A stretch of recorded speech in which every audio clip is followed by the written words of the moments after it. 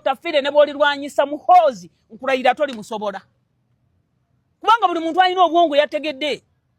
ntona arwanyisa ono kubanga ono mwana Damulira akoze eki. Alright, Hajino Otafire yaddako era Gino Muhoozi Kainerugaba hambwa mutaddeko amaaso okusinziira ku video omukyala gwenkuletedde mu maaso abagenda okubeera nga habikunywa nkugambe ono y'omu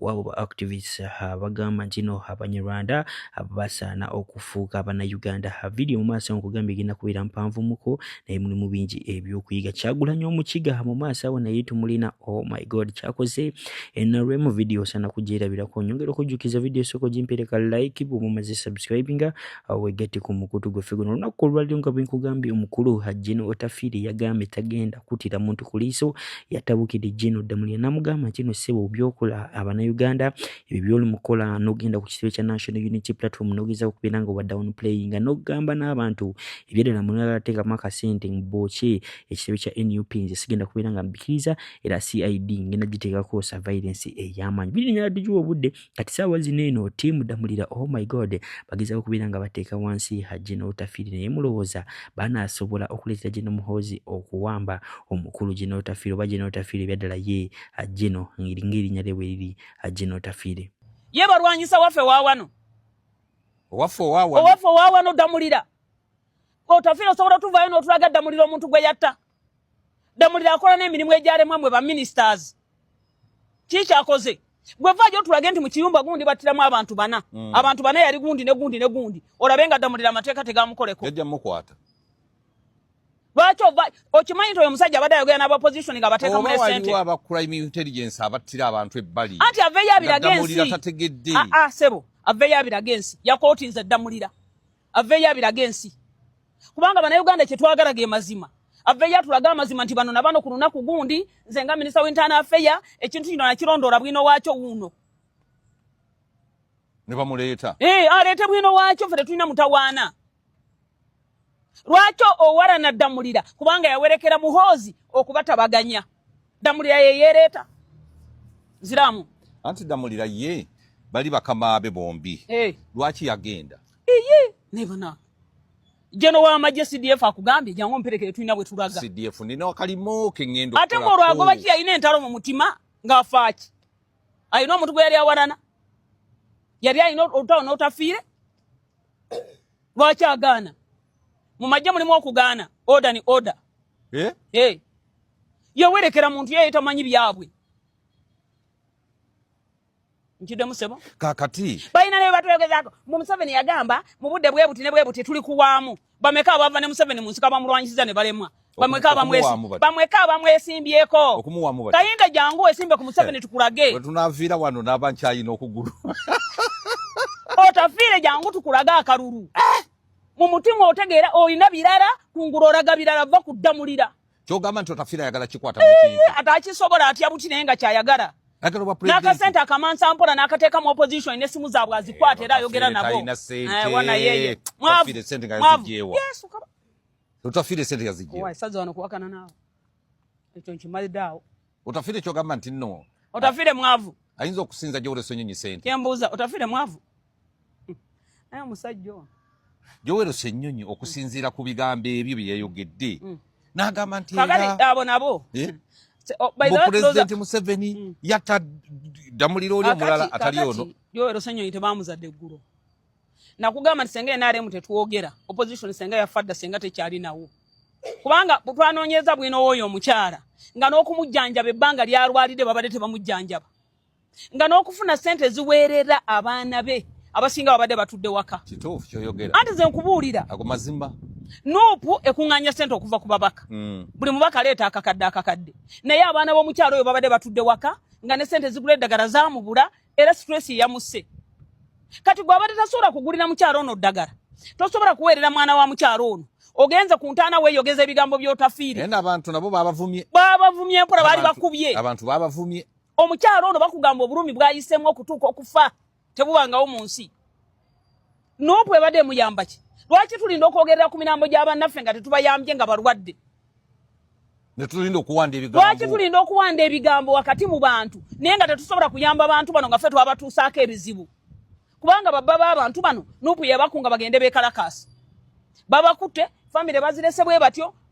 gundi senyonyi ne mukyala we omukyala gwalina wamulaba alinga ntegenda okunywa amazzi kiki bayina engeri gye basitula ebyana byabwe ebibi etambulanga gazi ebinyarwanda byabwe anti bombi banyarwanda munyarwanda wa Nuupu taba munyarwanda bena ebyana byabwe ne bidalimba naye nga abaana b'oyo omukyala babadde batudde waka nga n'okusoma kwalema omukyala oyo nga ne ssente z'eddagala zaabula ennaku ye yamusse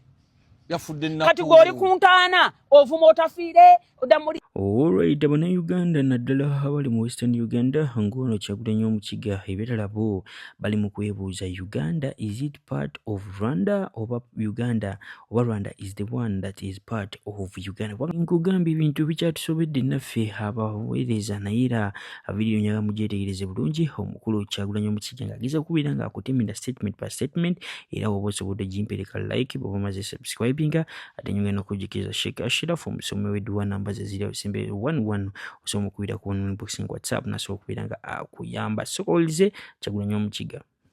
People power our power. Kyagulanyi Omukiga nimba naikawo n'enshonga z'omutaano. Nakabuuzo katuura nikanshasha ninyebuuza konka abanya-Uganda bagenzi banje nimukimanya ngu Uganda nebaase kuba eri district ya Rwanda. So I want you to analyze this and tell me frankly, is Uganda a district in Rwanda or Rwanda is a district in Uganda? Rwanda nebase kuba district mu Uganda ninga Uganda niyo district mu Rwanda? Because we are now confused. You find that hariho abanyarwanda abakweta abanya-Uganda kandi oshanga hariho abanya-Uganda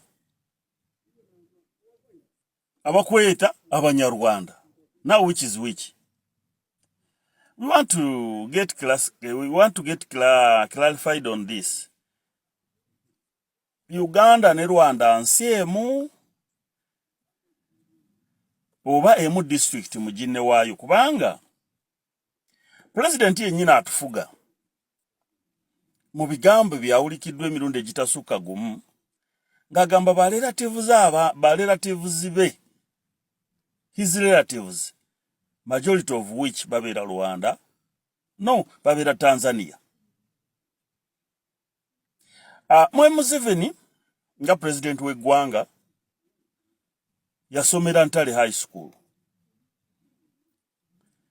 Bwe yatuuka ekiseera ng'ayogera ebirungi Ntale byekoze n'ogibulamu branches, branch yasooka baagiteeka Rwanda. Era tulina we twali tuwulidde president w'e Rwanda Kagame ng'agamba nti ye kusooka okusinkana ne Museveni basinkanira mu Ntale High School naye bonna baali mpunji. Now the question is, oba bombi baali mpunji from where? Kubanga ye yategereka yali ava Rwanda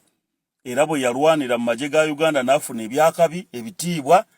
n'addayo ataase ensi ye. N'addayo bye yalaba mu Uganda kwe kusaba ne Mwami Museveni essomero mwe baasomera balizimbe mu Rwanda. Now Mwami Museveni naye ate bwe yazzeemu n'afuna sente endala mu sente z'afuna mu classified budget, musaala gwe nga president w'eggwanga lya Uganda, ate amasomero ge yasoose okuzimba agaliko Kaguta pre and primary schools and secondary even naye yagazimbye Tanzania. The question is, if they were all refugees when they met in Uganda at Ntale High School, now bwe bamaze okukola omuntu addayo ewaabwe n'afuuka ne president n'azimbayo n'essomero lya Ntale ng'ekijjukizo. Kisoboka okubanga ne Mwami Museveni okuzimba Kaguta pre and primary school e Tanzania naye yakikola nga kijjukizo. The question which needs some answers zengendo okusangaawo mu comment section doda nange nkitegeere bulungi. Ono bwe yakola ebyannaggwano, bwe yafuna ebitiibwa mu magye, bwe yafuna ssente, yaddayo ataase Banyarwanda banne abateeketeeke babeere bulungi mu Rwanda. Nti in so doing bwe yalaba nga kyetaagisa n'okufuna memory y'essomero lye baasomeramu yateesa ne president munne ne bali muzimbira. Now ono naye erirye n'alizimba wa Tanzania. Ne wajje mabega kawo ekibuzo ky'amafuta ku ngabana y'amafuta g'eggwanga. Amafuta g'eggwanga bwe baagasima ne babala portion ennene ng'egenda Tanzania okusinga eri Uganda. When President Museveni was asked why is it like that, Omanchi yayogera nti I don't care about Ugandans because most of my relatives are in Tanzania. Now, you wonder, Uganda, teriimu bantu baasoma mirimu bamala, alyoka atandike okuimportinga ba ministers from different countries, abatuteere wano. Ekyokubiri, ye ba minister abo baleese, n'abateeka mu ministries ez'enjawulo, are those the qualified one? Abasobola okuproducinga bye tubasuubiramu okusinziira ku ministry mwe babatadde. Now, Mr. Museveni, if he was real, nga ddala ayagala bannayuganda, kyekyamugaana okwata Dr. Lawrence Muganga, gwe baali bamaze okutestinga mu masomero nti akola bulungi, n'amuwa ministry education, if he was for Ugandans, because